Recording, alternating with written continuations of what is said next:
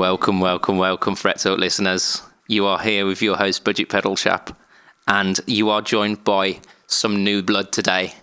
You are joined by our friend across the pond. It is Mr. Josh Wood. Say hi, Josh. Hello, happy to be here in the Fret Talk studio. Yep, we have a studio, and joined again with your dependable co-host from the Isle of Man. It is the man, Mr. Matt Quine. Hello, good evening, good afternoon. Good evening, yeah. Well, probably good morning when they're listening, but hey-ho. So, Josh. Yes, sir. Who are you? I am a funeral professional, more specifically an embalmer who also plays the guitar and have for 25 years or so. And back when I was active on Facebook, I got a chance to get close with a lot of you gentlemen in our super secret private group, and unfortunately I'm not there anymore, but luckily I've been able to keep touch with you guys. Indeed. It's the pleasure's all ours. And that is possibly one of the most metal professions, just, you know. Yeah, it's awfully metal getting called out in the middle of the night and not sleeping, and holidays, weekends, yeah. Yeah, that is metal. Where do you factor into this whole guitar thing, Josh? Give us a bit of your backstory. Well, I started playing guitar when I was little. I guess I was probably 12 years old or so. I'm nearly 37 now. I started off playing a 1960 Silvertone acoustic that I inherited from my great-grandmother, and it was pretty lousy, but it was something to learn on. I played piano when I was like 6 years old, and then I played trumpet. I always wanted to play the guitar, but after I quit a couple instruments, my parents weren't super stoked about buying me a guitar, so I inherited that guitar, and I wouldn't put it down, and eventually got a slightly better acoustic, and then ventured into electric, which is where I've pretty much sat in my comfort zone for the last 25 years or so. I had a Japanese Squier Strat, which was nice. Through a tiny little Fender Frontman or something. It was a small amp, and it had 2 volumes, either full or none, and it sounded miserable. But I eventually replaced that with a Peavey Bandit. So I kind of did everything that you're supposed to do as a young guitar player. What are your thoughts on the Peavey Bandit, just as a quick? Well, you know, it's funny. It sat in my storage area since about 1997, and just a couple of months ago, I took it out and I had to replace a solder joint or redo a solder joint on it and clean the pots up, and it actually sounds pretty good. I remember it sounding horrible because I didn't know how to set amps when I was a kid, you know, and I've had multiple amps since then, and even when I played in bands, I mean, God forbid I even tell you what the gear I was running when I was an active musician was, but I just didn't know how to set. I subscribed to the take the mids out, the mids are bad, turn the gain all the way up, the gain is good, and you know, I played primarily an Ibanez RG from the mid to later 90s, and you know, I've learned quite a bit since then, but at the time, that's all I knew. But yeah, the Bandit was pretty impressive. I have one of the, I guess they call it the Silver Stripe model. I bought it in 1995, I guess. Played it for a couple of years and then moved on to a bigger, better thing. It's funny, all my gear a lot of my gear stories have been revolving around replacing something because I thought it was lousy, only replacing it with something worse. Like I did my Japanese Squier for a Mexican Standard Strat back in the mid-90s. Oh, no. The Japanese Squier was infinitely better than the Mexican Standard, which I had for many years until I ultimately got rid of that. So, yeah, and when I replaced the Bandit with a Fender Rock Pro 1000 head on a Rock Pro cab, I thought that I was I was awesome because I had a 412, but it was miserable. It sounded terrible. So no offense to anybody who plays one. It's also possible I just didn't know how to set it. But yeah, I've learned a lot of lessons over the years. I had a kind of similar epiphany a couple of months back. I had the opportunity to play a Marshall AVT. I think it was 50. It was like the 112 cab combo. Sorry, and I played all various AVTs back in the day. like through rehearsal rooms and through like college and stuff like that. And I remember them almost exclusively being terrible. And by no means did this this tiny little 112 change my opinion completely, but it did not sound it didn't sound bad. They're not bad at all. No. Again, I think it might have been because way back when I would go, Gain, yeah, we'll have some of that. Keep going.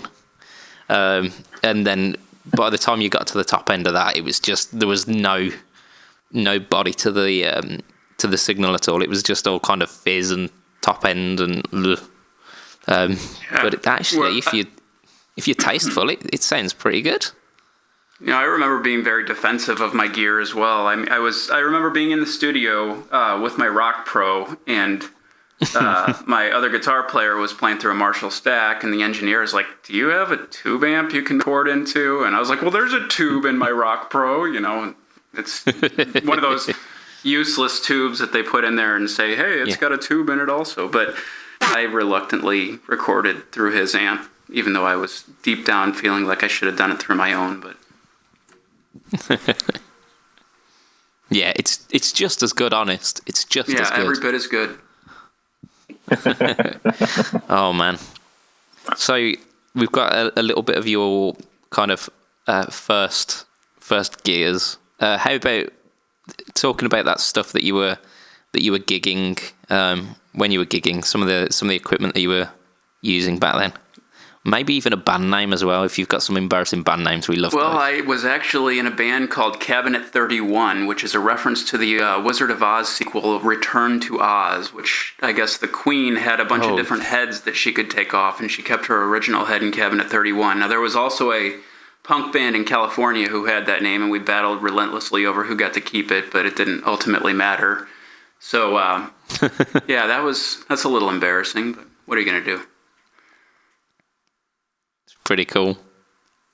Just the fact that it's a Wizard of Oz reference. Well, it's a Return to Oz reference. How strange. Return to Oz is... Sorry.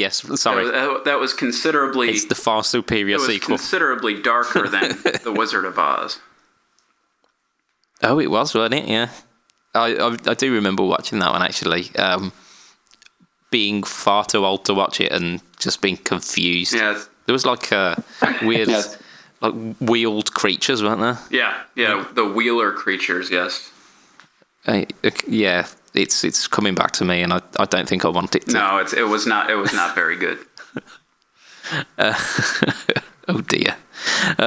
So, what kind of stuff are you into musically? So you mentioned some of your early rock influences, but you've got quite a broad spectrum of musical influence, don't you, Josh? I do. I am greatly influenced by people like David Gilmour, rock guitar players who are very influenced by the blues. I also listened to a whole lot of U2 when I was younger, and that taught me to use delay in everything that I do, which is a problem, but also a lot of fun. So I use a lot of delay, but not quite as much as like The Edge does. But yeah, I'm a big Alice in Chains fan. I have ripped off so many of Jerry Cantrell's licks over the years, but in general now I haven't really grown as far as what I listened to since the 90s. I mean, I listen to primarily now what I listened to back then. But yeah, that's kind of who I'm influenced by. 90s grunge and U2. That's a mixed bag. Yeah, I mean, and did you hear that, Matt? Yeah. Delay. I listen to a lot in your face. I listen to a lot of metal and stuff as well, but I haven't had any interest in playing metal guitar in many years, so it's just not my thing. No. Yeah, I got to a point where I kind of gave up on it. Cause you're either all or nothing with metal guitar. Yeah, I like standard tuning, and it doesn't work very well for djenty stuff. Yeah. Zeros and ones. Jug, jug, jug, jug. But yeah, you are one of the only guys who I know who can make delay sound like it probably should. Well, I've played with it for almost the entirety of my guitar playing life. So yeah. Yeah. Yeah, I'm very much a Neanderthal when it comes to delay, and I use it almost like you would a reverb. Yeah, one of my biggest complaints is when you watch YouTube videos of people who are demoing delay pedals, but they don't know how to use delay pedals, and it's like I'm not one of those guys that screams through my computer screen, but it's like, geez, you're not using it the right way. Nobody's gonna buy this based on this demo. You don't know how to use a delay pedal, so Yeah. Sometimes there's less a lot is of that more. on YouTube, isn't there? Yes. Yeah. I always I'm an advocate for delay in the kind of ambient, roomy kind of use of it, because I mean I've had this argument with Matt so many times, but it doesn't get in the way as much as reverb, I find. Yeah, well, I like to use reverb also, but very subtly. Yeah, I have got reverb pedals, and I'm sure there's a reverb setting on my amp somewhere. Probably. Reverb doesn't need to be subtle, though. You can get so much out of a proper reverb sound. But yeah, I get what you mean. And like, if you can use delay properly, delay is great, but I can't. And Josh can. Like, I've seen a lot of Josh playing through the group when he was in it, and like, you're one of the few people who can actually use delay properly. And I don't know who it was, but somebody shared some more of your videos. Yeah, that was Saya sharing things that I didn't intend him to share publicly. I'll have to talk to him about that later. So he's going to get I was definitely impressed with it anyway. Yeah, it was. I mean, I've said this to Josh as well. And for our listeners who haven't experienced Josh is an absolute beast on a guitar. He's quite the guitarist. Thank you very much. You're far too kind. And you're far too modest, kind sir. So this is where it gets good. We're going to talk about your rig now. Okay. And don't spare us any detail, because we are a little bit geeky when it comes to this kind of stuff. All right. Well, I'm a big advocate of stereo. I like playing through 2 amps, and I like running delays in stereo, obviously, and reverbs. Right now, I have a 1979 Marshall 2204 JMP head on a JCM 800 cab, which I run out of my left side. I have a Vox AC15C1 out of my right side, and that runs into my pedal board, which has a Boss TU2 tuner, which is the only Boss pedal on the board. Thank you very much. I said that for your benefit. I know we just had this conversation, but that goes into a Dynacomp and Phase 90. Well, actually, no, it goes into a Morley Little Alligator Volume, into a Dynacomp, into a Phase 90, into a Whammy DT, which goes into a Tube Screamer, Soul Food, OCD, Devi Ever, Sodomizer, Old New York Big Muff, into a Memory Boy, into a Walrus Audio Bellwether, into a Supernatural Reverb, into into a Line 6M5, into 2 separate noise gates, into a 720 looper and stereo. So yeah, that's into what?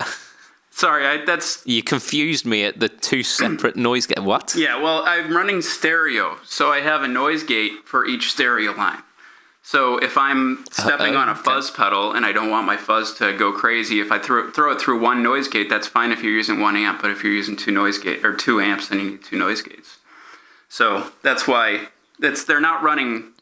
they're individual channels concurrently. Yeah, they're two channels. They're just next to each other in parallel. Right, they're next to each other on the board, which is why I said that. But yeah, I know what you're saying. So guitar wise, and sorry, I got to look around to make sure I don't forget anything. I have a. What are you talking about? You're in the Fret Talk headquarters. Yes, here, aren't you? I brought. It's not ruin the illusion. I brought everything that I have over to sunny England. So I that's ruined the illusion now. That is, no one's going to believe that. Well, the freight was expensive, but worth it. I have a I'm on about the sunny bit. Yeah. I have a 2002 PRS McCarty. I have a Mexican Fender FSR Tele. I have a Mexican Deluxe Roadhouse Stratocaster. I have a 2013 Gibson Les Paul, a 2017 Gibson SG, a Parts Caster. I have a 2017 Fender Jazz Bass, and I have a Martin DC-1E acoustic electric that I bought when I was 15 or 16. And Nice. I think that's everything I can look around and see at the moment. That is a pretty impressive collection. It's like you've got a tick list of. I'll just have one of each. Yeah, kind of. I've actually recently gotten rid of about half a dozen guitars, believe it or not. So, Yeah. I have a separate little mini rig upstairs in my bedroom. Over across in America at my house. I think we need to give up this facade now. The illusion is gone. No, I have a Vox AC4, which is the best bedroom amp I've ever played in my life, and it's actually considerably louder than you'd expect a 4-watt amp to be.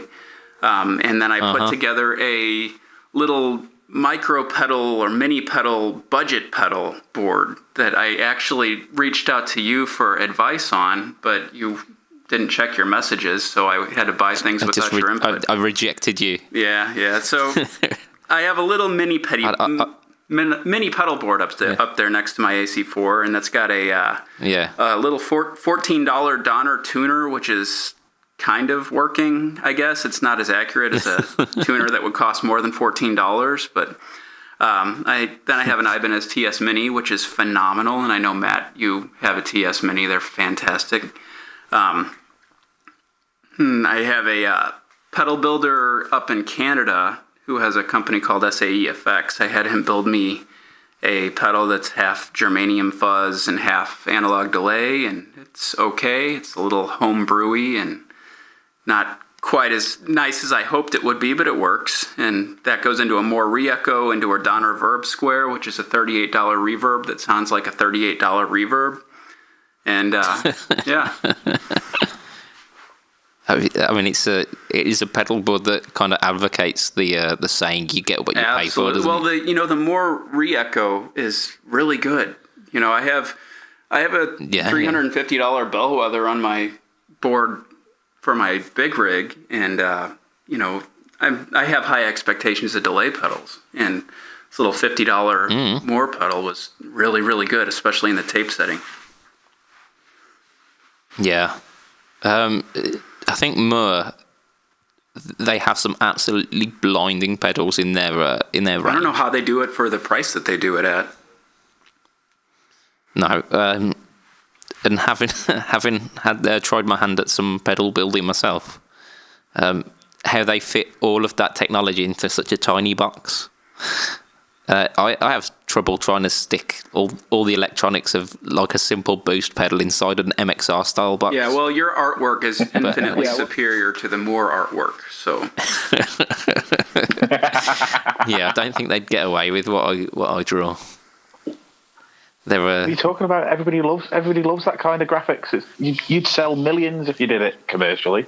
I'd probably get some rather angry letters too. We're in a different world in 2018. I don't think my childish humour has a place here anymore. So that's a pretty impressive collection. Yeah, thank you. I'm pretty I'm down with that.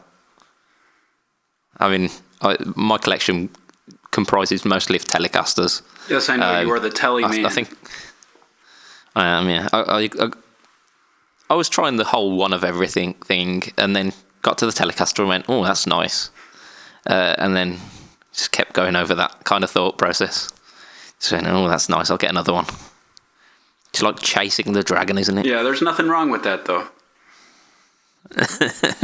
Well, when it means you've got like 8 Telecasters, yeah, there's arguments for. Like I said, there's nothing wrong with that. So we're gonna move on to our usual segments for this week, and I think because you're our new chap, you can help us out with this. So what you been up to this week, Josh? I've been tracking bass this week in my spare time, which is slightly awkward. I've been trying desperately to not play the guitar on a bass, if that makes any sense. I'm trying to You know, a lot of guitar players, like a bass player. they have this idea where, I can just pick up a bass and I'll just play it like a guitar and I'll be the best bass player ever. Well, then you're not really playing bass, you're playing guitar on a bass. And I'm trying to play bass like a bass player, and I'm not having a ton of luck with it, but I'm doing okay. I'm getting by. So no, it's sounding pretty good. I'm impressed thank with you. it. I appreciate that. You sent me a couple of the couple of clips, yeah. a couple of the the clips, yeah. And one thing that struck me was the bass tone that you've been getting. Yeah, that It was phenomenal. I was a little worried about tracking with a jazz bass, because what I do is sort of kind of heavier rock stuff. Certainly not metal by any stretch, but I was I likened it to kind of 90s Glenn Hughes, didn't I? Yeah, you did. Even though I'm not familiar with that, I hope it's not bad. I don't know. It's a good thing. It's a good thing. That's good. That's good. I was concerned that the jazz bass wouldn't cut as well as like a P bass would, but a jazz bass is what I bought anyway. So that's it's so far been very impressive. It tracks very, very well. I've been using I just use VSTs and amp models, and I've been using SVT amp models for the tracking. Yeah, well, whatever you're doing, it's working. What struck me was it sat really well in the mix without kind of much effort from you. Yeah, I sent that clip to you right after I hit the stop button on the record, and you're like, oh, that's really well mixed. I'm like, I haven't done anything with it yet. That doesn't even have like a compressor on it yet. Maybe it's my poor ears, or I think it's sat really well. Well, thank you. That's encouraging. Less work to do later. Yeah, well, if you do it right to start off with, then it's infinitely less work, isn't it? That's what we strive. Which is why I'm always I'm always the opposite. I do the sloppiest, worst recorded take, and then try and fix everything afterwards. Yeah, no, that's too much work. But hey ho, yeah. No, you don't have to tell me about it. I know that all too well. And Matt, you sent out a little kind of an entire band. I can't say rig rundown because that's a copyright. So any suggestion for an alternative would be brilliant. I don't know. Basically, one of the guys in our group was sick of watching the same old ones on Facebook or on YouTube even. So he asked for everybody to do just a sort of run through the gear that they were using at the moment. I don't actually keep my gear at home at the moment, so it's all stored at the band lockup.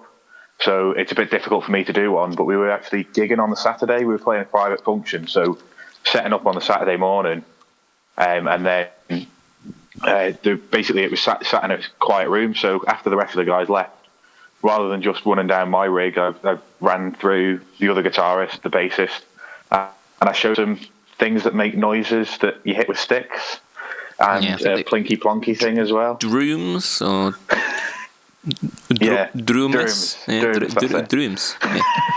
So something along those lines. And a keyboard as well. Keyboard. That's like a guitar that you push. Lots of pushing, isn't it? Poke things, yeah. No, so it was a really interesting, not rig rundown. Let's say like a gear jog. Gear jog, I think, sounds better than rig rundown anyway. Yeah, it's ultimately more British, that is, isn't it? The gear jog, very prim and proper. Yeah. We'll have that. That'll be our thing. Yeah, it was really, really interesting to see the kind of the work that goes into what would appear to be like a simple event, essentially. Yeah, I mean, it was a private function for, and this is going to sound really bad, but a polo club. So it was people who have quite a lot of money, who like to, play croquet on Just horse. when you thought it wouldn't sound any more British, you just took it there. That's it. That's that next level. Yeah. Yeah. So it was obviously for quite well to do. Yeah, it was a good event. It was a good event, and people don't seem to, certainly locally, people don't realise just if you want to be a good function band, you can't just rock up with an amp, one pedal, and it takes 30 seconds to sound check and just show up and play. Yeah, there is a lot of work that we put. I mean, it usually takes us about an hour and a half to set up because the amount of gear that we've got. But every year there's a local thing done by one of the wedding sort of like companies that promotes weddings over here. Yeah. And they do an awards thing, and for the last 3 years we've come second in the wedding band of the year to a string quartet.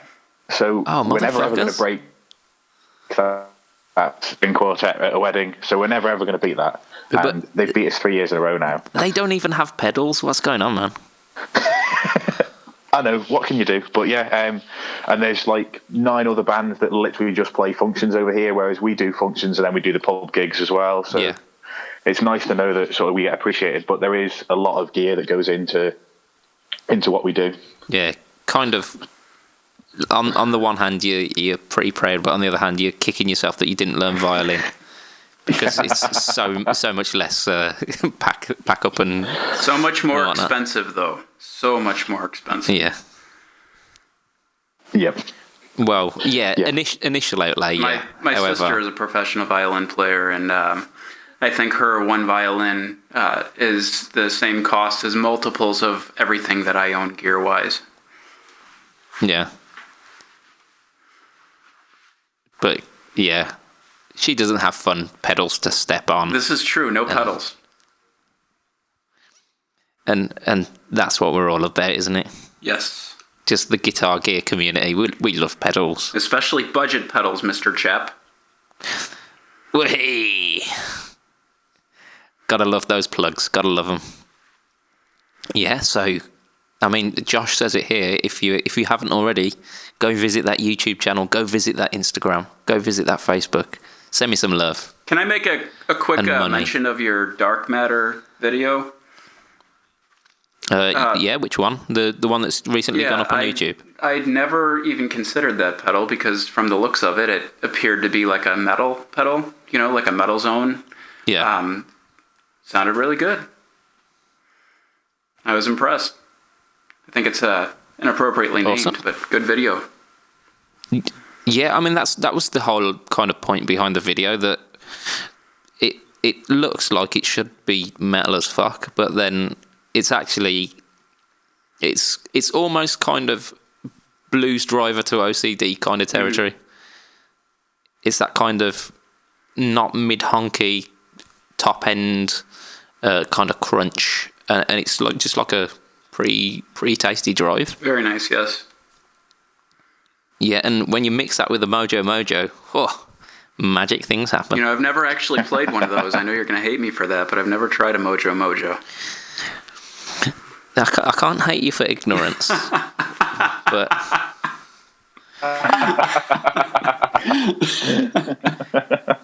you need to get on that. I'll do my best.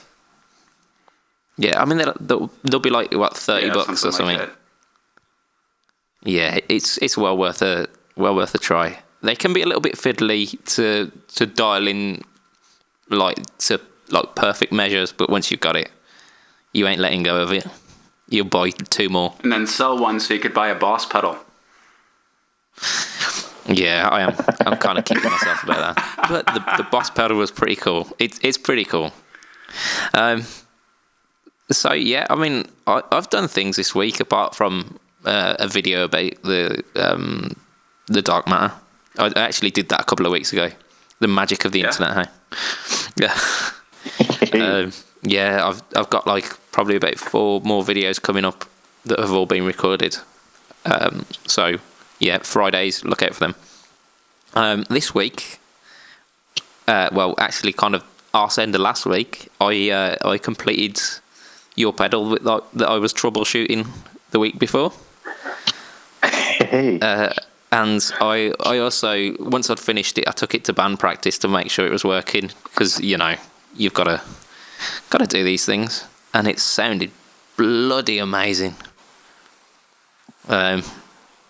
So yeah, I finished Matt's inappropriate drive, and I sent it off. And Matt, how's that getting on?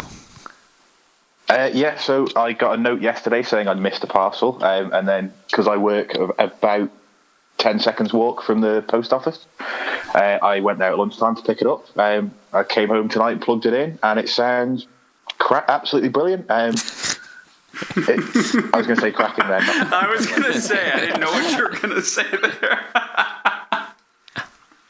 It sounds absolutely brilliant. There's a little bit. I was expecting it to be quite a clean boost, but there's quite a lot. If you turn the if you turn the single knob, if you turn the one knob of the one knob boost up, it's quite hairy. Let you say the knob gets hairy, doesn't it?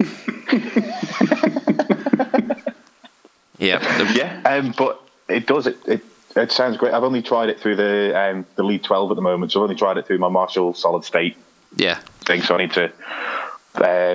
I can either plug in my TSL 602, or I'll just take it next time we've got a gig and plug it into the AC15 and see how that goes. Yeah, I managed. I mean, the rehearsal room.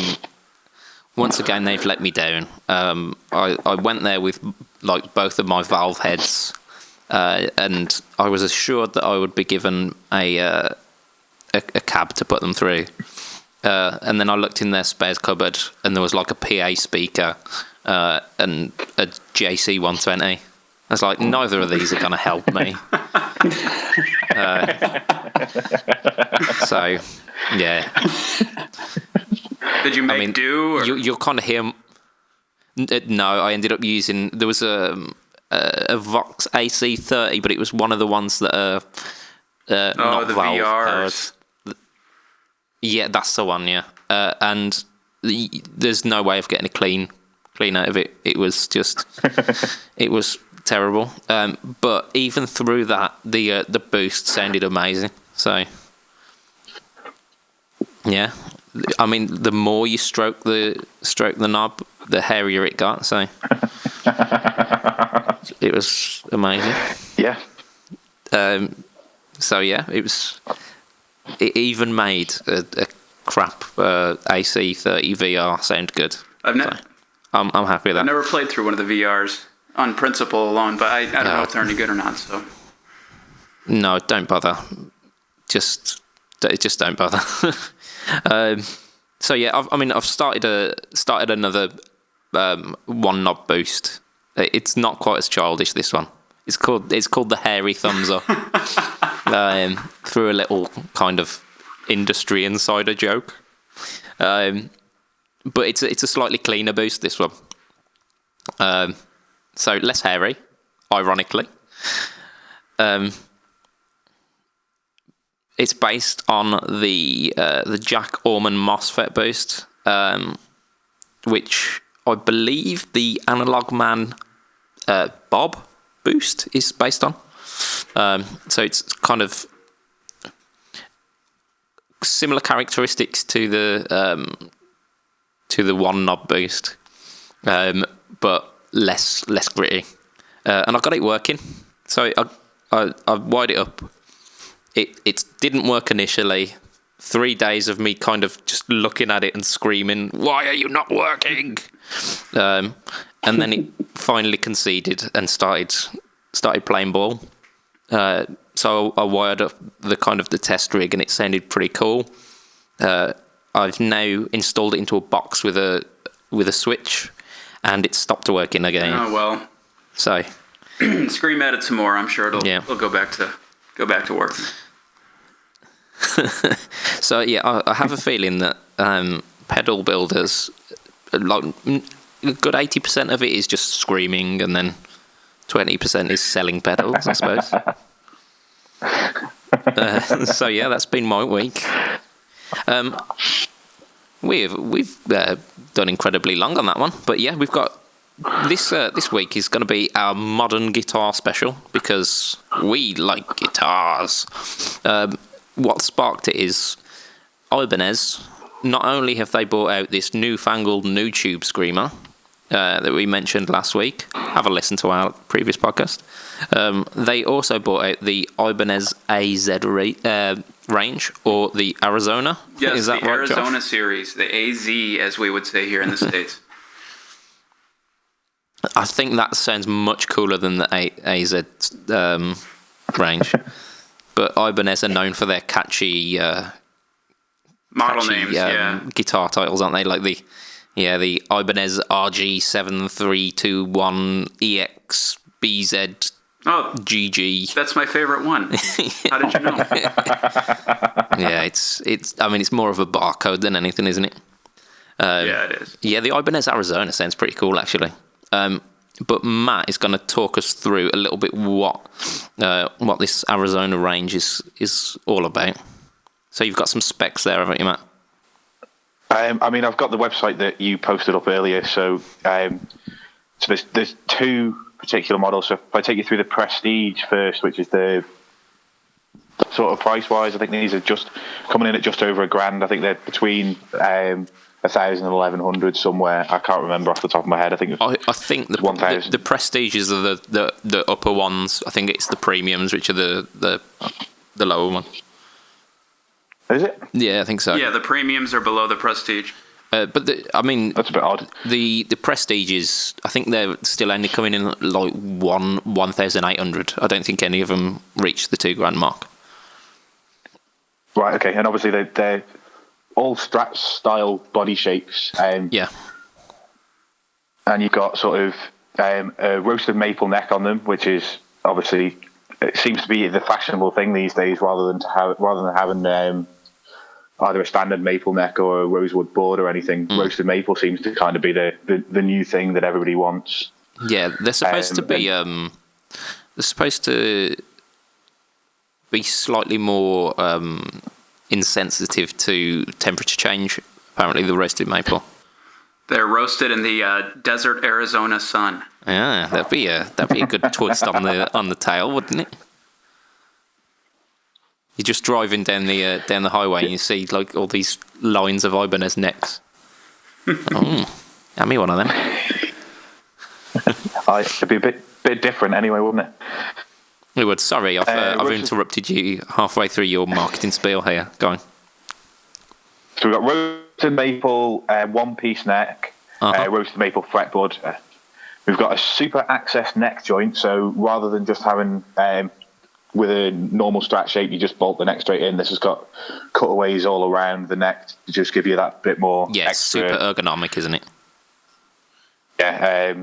So apparently it gives you superior playability thanks to an 8mm concave. If you read the Ibanez spiel, so 8mm makes all the difference, guys. Well, that's what I've been trying to convince the ladies all this time. Yeah, and then we've got luminescent side dot inlays, just to sort of, if you're playing in the dark, you can still see what frets you've got. That's it. Got Goto locking machine nuts, machine heads. Yeah. So you got locking tuners rather than standard. Yeah.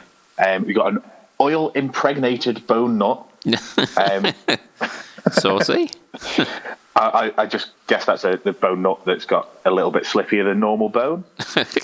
I'm guessing it doesn't actually tell you what oil they've impregnated it with. I'm sure there's a joke here about like oily bones or. Have you noticed how hard I'm trying not to make comments on these sort of innuendos? It's fine. I think that's pretty much what this podcast runs on, isn't it? I mean, you've heard my mention of the Big Muff. Not once has it been mentioned without me jumping on that train. Aye. So yeah, we've got oily nuts. Yeah. The oily nuts, and then stainless steel frets. Yeah.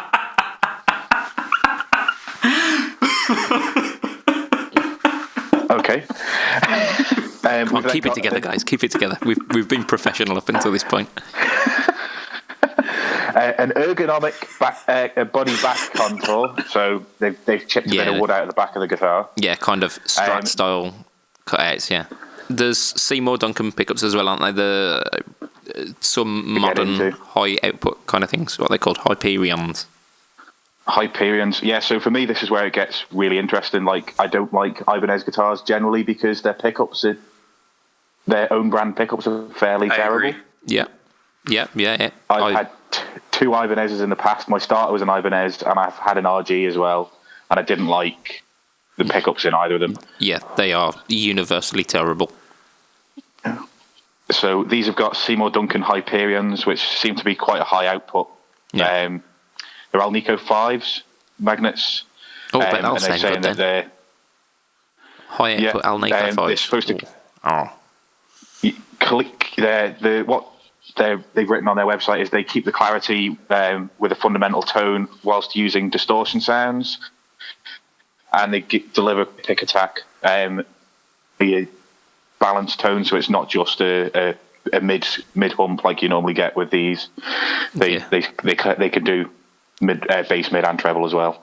Oh, wicked. Yeah, because it's usually, I mean, when you think modern pickups, you think kind of like the really high outputs, like the Invaders and the kind of EMG sets, which it's a lot of compressed mid-range, but really present mid-range as well.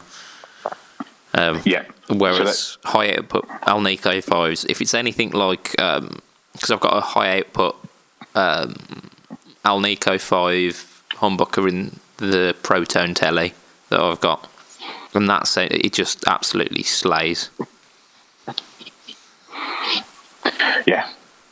No, I think that's going to be interesting to hear, because if they sound anything like they sound like they're going to sound, then they'll be brilliant sounding guitars. Absolutely. And then you've got two different things. You've got a HSS and a HH, and they're boasting on the HH. You've got 10 different. So the switching system allows 10 different sounds. Yeah, I had a quick look at this. I had a quick look. 10 sounds out of 2. I'm not going to pretend that I know each and every one of the pickup selections. Not yet, anyway. I'll study the manual later on. But you've got it's a 5-way switch, and then there's it's like a coil split switch, but it's a mini switch. Yeah, it basically like puts in a new kind of switching circuit, and you end up getting like full humbucker, and then you get like inside coils and outside coils, and then you get like single coil neck, single coil bridge, and then there was something like a humbucker, but like it was called like something like a tone burst circuit or something like that. So it's going to be ultimately switchable. Right. Okay. For myself, I've got guitars that have got many switching systems, and I find that I stick to like 2 or 3 different positions, and then that's it. Well, it's option overload, isn't it? I mean, it's too much. I mean, there's people who would find a use for all of those sounds, but you know, I stick to probably 2 or 3 sounds per guitar is all I'll ever use, and primarily 1. Yeah, I mean that's kind of why I gravitate towards a telly. You've got country at the bridge, you've got blues at the neck, or you've got bluntry in the middle. And then that's pretty much it. And I usually have a kind of phase selector as well on mine, so I've got four options. But unless I'm playing like really kind of 70s funk, I don't get involved too often. So yeah, I mean it's nitpicking that, isn't it? Really, too many options. I'd rather have them and not need them than need them and not have them. Yeah. Yeah. Although I have been craving a 1 pickup guitar. I think I want an SG Junior at some point, just with a P90. Just 1. You want a Gibson? That's unusual. I didn't say it was going to be a Gibson. Oh, okay. All right. But yeah, what are our opinions of this kind of as if from nowhere, the Ibanez Arizona range? What are we thinking? Well, I think it's fantastic. I haven't really been excited about anything Ibanez has done in a long time. If I have one criticism, it's the body style is still a little on the pointy side, a little RG-ish, but you know, Ibanez really is. It seems as though they're trying to get out of their '80s skin, but you know, there's still hints of it. But in general, this is a fantastic guitar. They even got rid of the pointy headstock and got little bit more rounded headstock. So yeah, I'm into it. Yeah, it seems to be aiming for a certain type of market, doesn't it? Yeah. But like talking about your opinion of them trying to shed the skin, I think that's been going on for quite a while. Because if you look at their kind of Roadcore series, which is like a almost kind of telly offset kind of mix, then you've got the Talman, which has been re-released recently, and all manner of like kind of semi-hollow bodies that they've been doing as well. They they make a lot of things that are not RGs. It's just that whenever you see Ibanez, primarily you're looking at an RG. yeah. They still do kind of dominate the Ibanez image, the frontward facing image. Yeah, But it's not through them not trying. And yes, these very much seem to be looking for that kind of modern player market, the very serious musician, almost kind of virtuosic musicians. So I think, yes, I'm digging it. They're definitely geared towards the modern professional guitarist. And the price point as well is, I mean, the first thing that comes to mind with me with these guitars is that it looks and sounds on the specs. It sounds like you're talking about a Suhr guitar, and that. Very, very similar. I mean, they even look similar. Yeah. I mean, the color choices, and some of the styling as well has been very close to what Suhr have been offering. I'm curious as to whether they feel and play like the Suhrs, because the Suhrs just exude quality. When you pick one up, they just feel phenomenal. So I'm wondering if these have the same sort of feel to them.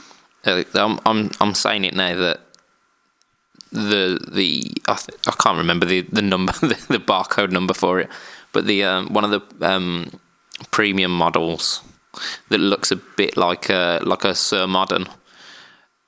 If it impresses me, I'm going to be putting money down on that.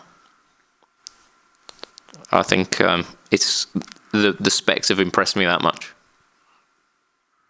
Yeah, I'm really looking forward to getting my hands on one. I'm not going to probably buy one, but I will like to play them. Yeah, I'm kind of formulating a plan of which guitars I'm going to try and get rid of to fund this expensive habit. But yeah, I'm Ibanez Arizona range gets a thumbs up by me. Me too. So mentioning the kind of the tie-in with Suhr and Ibanez's recent announcement with the AZ Arizona. Arizona. They mentioned that there was a new signature guitar coming out as well at the same kind of time, which runs kind of alongside this. It's a guitarist called Tom Quayle. Now, if you're not into the whole YouTube kind of internet guitar thing, you may not have heard of him, but he's a pretty well known guy. I know, Matt, you'd never heard of Tom Quayle. No, but I don't do YouTube guitarists. Yeah. To be honest with you, I struggle to remember the guitarists of the bands that I like. So trying to remember the random YouTube guys is a definite struggle for me. Yeah. Had you ever heard of Tom Quayle, Josh? I have not. Nothing. I mean, nothing against the guy. I'm sure he's awesome. I'll check him out later. But I've not heard of him. He's done a fair few series of like instructional videos and whatnot. He's quite fusiony. He's one of these British kind of underground fusion guys, a bit like Alex Hutchins, who does a lot of the demos for Boss these days. Bit like that guy. But yeah, he's recently teamed up with Ibanez to come up with a signature guitar, which again, it runs alongside these Arizona range with the roasted maple and the modern accoutrements. And what struck me about this Tom Quayle signature is it looks almost identical to the old Guthrie Govan Sir modern. That's probably what he was going for, only probably at a lower price point in the store. Because they were a good $3-4 grandish, were they? Yeah, they were probably a few grand. Whereas I haven't seen any press release on the Tom Quayle, but I imagine it's not gonna crest $2,000. No, I think the Prestige AZs or AZs, sorry, are around the $1,800 mark. Yeah. Is that that's what we're getting over here as well. So yeah, they're looking at bringing that kind of modern thing to an affordable price point, and it may very well pay off for them. But because this is a modern guitar special, let's not just stick on Ibanez because they've been around for a while. There's a bit of a trend recently, within the past kind of 2-3 years, for a slightly more ergonomic style of guitar. And there are a few guitar companies that do this, like Fanfrets. A certain body shape, it's almost kind of like a blob, an amorphous blob. There's no real way of describing it. It doesn't look like a guitar, and headless as well. When I think of that, the Strandbergs are the company that comes to mind, and I know that they're not the only company doing it, and there's various other guitar companies doing it. But it seems to be the there's a few people doing that sort of thing now. Yeah, it's. Do you have you played any of those? Do you like the Sans headstock thing? I didn't get it with Steinberger guitars. I don't get it with Strandbergs either. Yeah, I'm not a fan, but that's just I think my part of my liking and playing guitar is I need to get on with the aesthetic of the guitar as well. I agree. I look at a Telecaster and I just think that is a gorgeous looking instrument, and I want to play. I want to have it and hold it in my hands and play some music with it. I see a Strat, I think the same thing. I see a Les Paul, I think the same thing. I see various guitars, and I'm thinking I want to play them. They look good. Well, the question though becomes the younger people starting out now who have all of these guitars that are sort of available to them that weren't starting out when your option was just as limited as it was when we were younger, at least when I was younger. They're not going to have that sort of sentimental attachment to these certain models, so maybe they're going to look at things differently and see these sort of modern style guitars as just what guitars are, and maybe that's the future of guitars, because a lot of the guys who like the traditional stuff are starting to age, myself included. Yeah. So maybe the younger generation of people won't have that nostalgia attached to the older stuff. No, definitely. I think it's possible, but the very first band I ever saw live was Status Quo, where you had two guys rocking tellies and then a bassist rocking a headless bass with LEDs for inlays and, this really modern looking thing. And I just thought he looked like a wanker stood next to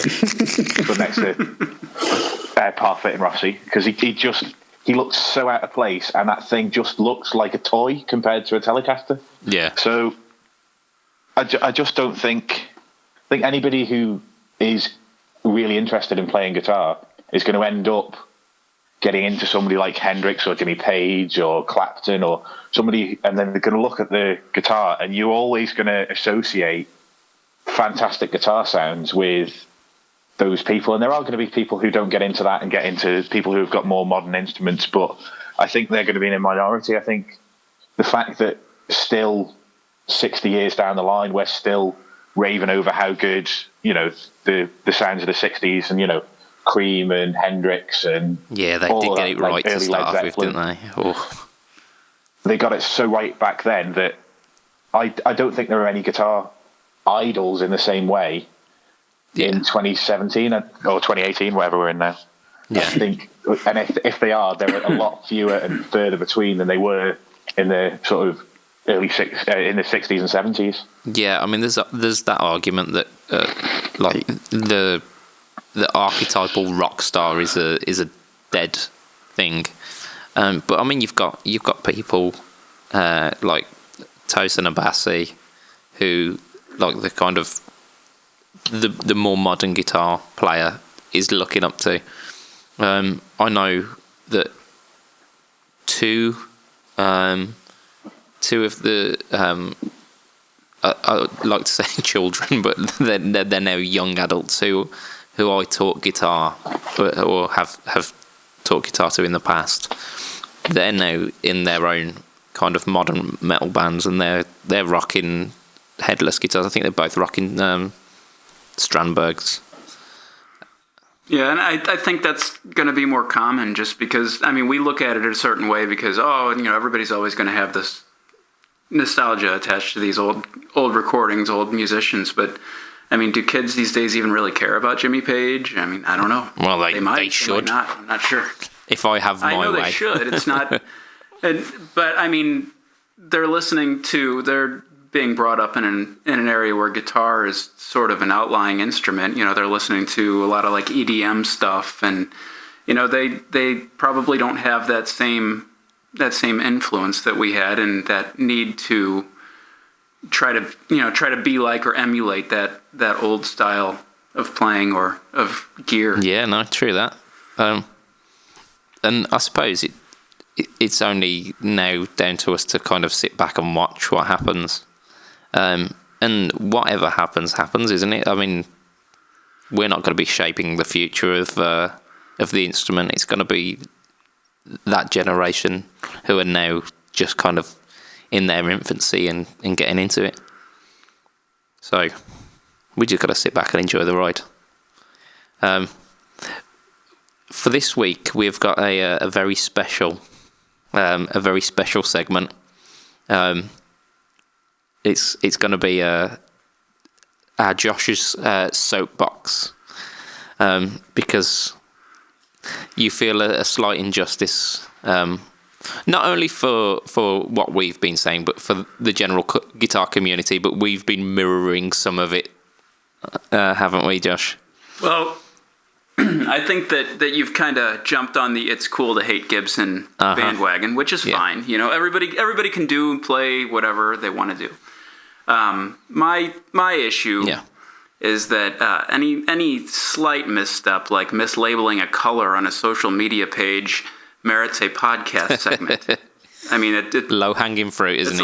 It's a little bit overkill. And okay, so the guitar player from Mastodon isn't a Gibson artist anymore. I don't even know who the guitar player from Mastodon is. That's fine. I'm sure people do, and I'm not discounting that. But what I'm saying is, I've owned several Gibsons. I currently have 2 Gibsons. They are phenomenal instruments. One of them is a 2017, so it's new. Yeah, it's incredibly new. It's absolutely flawless.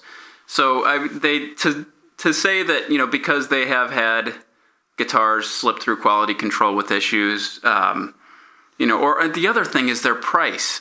Everybody's harping on their price. Oh, they're too expensive. When I bought my PRS McCarty in 2003, I guess it was, I was looking at that and a Les Paul Standard, and they were the same price, and they were about $2,300 or so at the time, and that was 15 years ago, almost. So they really haven't increased in price that much. By the same token, the American Standard Strats were like $800, and now they're like $14. So yeah, if you don't want to pay for a Les Paul, don't pay for a Les Paul. It's fine. But the fact of the matter is that they're phenomenal instruments, and the YouTube videos of people nitpicking every little thing to try to find something wrong with it and say, "Oh, I can't believe I spent $3,000 on this thing." Don't buy it. Yeah, it's not for you. I had an opportunity to tour the Memphis factory last year now, it's 2018, So last year I toured that, and it's a shame that that's closing up. And I mean, they're $500 million in debt, and it's bad times for Gibson. But watching those people work on the guitars, I mean, it was phenomenal. Yeah. To watch the craftsmanship and just the skill. Yeah. So I don't know. I think that it's a little unfair to harp on them all the time for little things. You know, if you have a guitar that's bad, then you have a guitar that's bad. Now, there was one social media picture of a Les Paul that had a crack in it or something that was on social media. Well, if that guitar actually made it into a shop, that guitar would be going back to Gibson immediately. They wouldn't be putting that out for sale. That would not end up in a customer's hand. If it came in the post, it would be returned. So, I mean, there are things that merit criticism, like GeForce tuners, but then there are things that are, you know, that it's just, hey, let's hop on board the pick on Gibson train. So, and you know, I'm not like a exclusively Gibson guy or anything like that. I have a couple of them. I think they're fantastic. Yeah. And, you know, I also think my Fenders are fantastic. I think my PRS is fantastic. And I think we had a discussion earlier. It's like, I've said before, my PRS is a better guitar than my Les Paul, but my Les Paul is a cooler guitar than my PRS. And you know, it's just one of those things, and there's a vibe about it. And when you play it, you kind of feel that heritage, which I know a lot of people think is ridiculous because you can't feel or hear heritage, but there is that sort of connection you get when playing those guitars. Yeah. And you know, I don't know. I think that the constant criticism certainly isn't going to help them grow out of their financial problems. No. A lot of that is self-inflicted, but you know, a lot of the it's cool to hate Gibson thing, it certainly isn't going to do anything for the up-and-coming generation of guitar players who are looking at guitars because they're going to see Gibson and they're going to go, oh no, everybody hates Gibson, I'm not buying a Gibson. Yeah, definitely. Even though they probably never played one. Yeah. I've got to admit, when I got my Les Paul Standard, and mine wasn't new by any stretch. Mine was a good, probably like 10, 15 years old when I got it. It was well played in. I knew the guy who had it from new, and he played it and loved it. But he did not treat it like immaculately. He played it, and he played it well. And he put EMGs in it. Oh, yes, he did. He did. Dear God, why did he do that? No, I mean, it's very much his style, and he absolutely rocks it. He's a fantastic player and a good friend of mine. But yeah, his choice of pickups do not necessarily resonate with mine. But yeah, everybody has their thing. Yeah. I mean, I had a period of time when I would only stick DiMarzios in stuff. And that ended up costing a lot of money. So, but yeah, I mean, when I got my Les Paul Standard, like you say, there's a certain. It almost feels like you've arrived as a guitar player when you get your own first real Gibson. I agree. And I had an Epiphone Les Paul before that, and it played wonderfully and it sounded beautiful. But I ultimately ended up getting rid of that, and I've still got the Les Paul Standard. And since then, I've bought another Gibson. In fact, I bought two since then. The Epiphones are great, though, aren't they? I mean, they, for what you pay for them, they're phenomenal guitars. Absolutely. I mean, for me, they have the same problem that Ibanez do with the fact that their electronics are a huge Achilles heel. Well, okay, electronics, what's a potentiometer cost? A couple $? I mean, everybody harps on these, they have cheap pots. Yeah. Well, pickups are easy to replace, pots are easy to replace, capacitors are pennies. So, I mean, you could spend almost no money and fix all of these issues that people complain about. Yeah, I absolutely did. It's not that big of a deal. I mean, Mike, again, the Epiphone Les Paul Standard that I got second hand, and it was beaten. It was not looked after at all. The switch tip was completely snapped off. I think I had non-responsive pots. So I ended up giving it a complete overhaul. And it then lasted me a good something like 6 years of me playing it every gig and every opportunity, and it withstood it. It was reliable. It played. It was beautiful. You see, my issue with Epiphone isn't the electronics. It isn't the way they sound. They're obviously, if you're paying a little bit less, you either need to do some upgrades or you need to deal with the fact that your guitar is not going to sound quite as nice as a USA one. My issue with it is every time you pick up an Epiphone after you've picked up a Gibson, the feel just isn't quite right. Yeah, it doesn't feel like a Gibson. Quite the same. I don't think it's supposed to, though. I mean, they have to. Nobody would buy if they felt the same. Yeah. Every time I picked up an Epiphone after I'd first played a Gibson, I always thought, wow, I wish this was a Gibson. I never thought, wow, this is a great guitar. And that might just be me. But I could never get over the fact of it looks like a Gibson, but it doesn't feel like a Gibson. I think that's your problem, though. I think forget the headstock. Oh, yeah. The rest of it looks like a Gibson. I mean, and it just never quite felt there. The Epiphone headstock does get a lot of stick, and I understand it kind of, but I don't get it. I mean, it doesn't look like a Gibson headstock. No. That's the extent of it. It's got the little ears of the book cut off. I mean, it is what it is, isn't it? If people want a Gibson headstock, then buy a Gibson. I mean, I don't know. It's just it's nitpicking. Again, it's nitpicking, isn't it? It is. But yeah, I think that enforces what me and Josh were saying, that when you get that Gibson, it has an extra special feel to it, and it's, I think Josh is completely right. We have jumped on the low hanging fruit of Gibson. Sometimes deservedly, sometimes not. But yeah, I think a little bit of kind of over critical look with Gibson sometimes. And you know, I have no affiliation. I understand that they merit criticism at some point. Oh, they definitely do. They definitely do. It's almost just a meme to hate Gibson. Yes, and, you know, But likewise, Fender also merit lots and lots and lots of criticism. So do many other companies. Well, I mean, I think that Fender's biggest problem right now is that their Mexican line is nearly as expensive as what the standard lines were. And the fact that their Squier Classic vibes absolutely run rings around the Mexicans.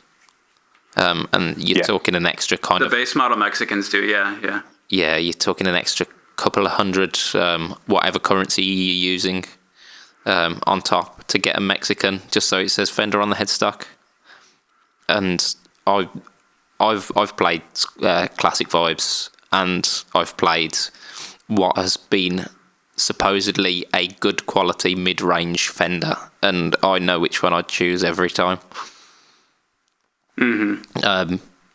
Yep, I agree. But a lot of it comes down to that headstock decal, doesn't it? I mean, there's a lot of people who will buy a certain guitar because of what it says on the headstock.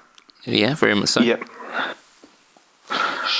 I don't think. But I mean, you're getting yourself a Les Paul as well, aren't you, Matt? I am. In fact, the Guitar Geek messaged me yesterday to say it had arrived with him, and he was starting work on it shortly. So yeah, I'm going to be coming into that finally owning a Gibson phase at probably March time-ish, and I'm really looking forward to it. Yeah. So I mean, as much as we do shit on Gibson, like I say, deserve it or not, I've got one. Josh has got one. You've got one. Andy's got one. I've got one on the way. Yeah. Yeah. So it's not. we're either hypocrites or it's. It's not uncool to own a Gibson, kids. It's pretty cool to own a Gibson. Yeah. I'd say it's Gibson Les Paul. A good Gibson Les Paul is probably the coolest guitar in the world to own, and that's coming from somebody who loves Telecasters. No, I Yeah. I kind of agree with you. And what's funny is that if I'm like I've just been recording, and when I'm recording solo, I can play it better on my SG because there's upper fret access on my SG. But for some reason, there's something about playing that solo on a Les Paul. I go for the Les Paul. Yeah, Totally get it. Totally get it. I mean, they're two different beasts, aren't they? I had a student who had an SG standard, and I really, really have got to stop myself from thinking about it, because otherwise I'll end up in some financial trouble. Well, they're fantastic. Yeah, absolutely. And you can feel confident buying a new one. Like I said, my SG standard's a 2017, and it is fantastic guitar. Yeah, it's got the half pick guard as well instead of the full one, which I love. I think they call it the Batwing guy. Is the Batwing the full one? I don't know. The Batwing is the full one, and I think that mine has the half guard. If I was to have a black one, then I would kind of want the whole Batwing on there. Yeah. But the Heritage Cherry, I don't know. I kind of like seeing the color wood grain. Yeah. So. I completely agree. I mean, I had an Epi G400, which was exactly the same. The kind of the cherry with the half guard, and it looked the absolute bollocks. Mm-hmm. Cool. And I think that is probably where we're going to wrap it up today. Because I mean well, it's been an absolute pleasure. Thank you for having me on. Thank you. I mean, it's been great to have you. Indeed, fresh blood on the cast. It's been a while. Yes, it has. So this is where Are you gonna do it? Are you gonna do another Gav-tacular? Yeah, very very soon. I'm gonna try and get him on, because those Gav casts are absolutely brilliant. They're as much fun to record as they are to listen to. Because I love a bit of Gav. Yeah. And as a bonus, he's an awesome guy. His accent's brilliant, isn't it? It is. Right. It's the coolest Kiwi I know. Yep. Yeah, I can confidently say that myself as well. So this is I've completely forgotten what I do. I do this almost on a weekly basis. Budget Pedal Chap on YouTube, Instagram. Go for it. Yeah. Talk Podcast on Facebook. I'm just going by memory here. I don't have it written down, so. As Josh said, to catch me on Facebook, you go facebook.com/budgetpedalchap. If you go on Instagram, you can find me. You go instagram.com/budgetpedalchap. If you want me on YouTube, just go in the show notes, because it's much easier. Or type in Budget Pedal Chap. You'll find me. All love across any of the platforms is absolutely welcome. New videos on Friday for the Budget Pedal Chap YouTube, so check those out. I think there's one about compressors this week, but I can't be too sure. Who knows? If you want to find Matt, he's on Facebook. If you want to see his awesome band, go facebook.com/switchiom. You might have to move to the Isle of Man if you want to actually see him live, but hey, it's worth it. You could pay for us to come and play wherever you like, as long as you're paying how we're getting there. And Josh, how do we find you? Do we find you? No, you're not on Facebook. You don't, because I have no social media presence anymore. But if you do want to follow somebody interesting, look for Mick Dodd. He's a lot more interesting. Oh, yes, Mick. I love Mick. So that's been us for this week. It's been a little bit longer than usual, but you know what? I'm cool with that. So, from myself, from your friend over the pond, Mr. Josh Wood, and from Matt Quine, the man from Man, this will be a goodbye and good night. Adios, guys. Goodbye. Thank you very much. See you guys. Ta-da. Bye.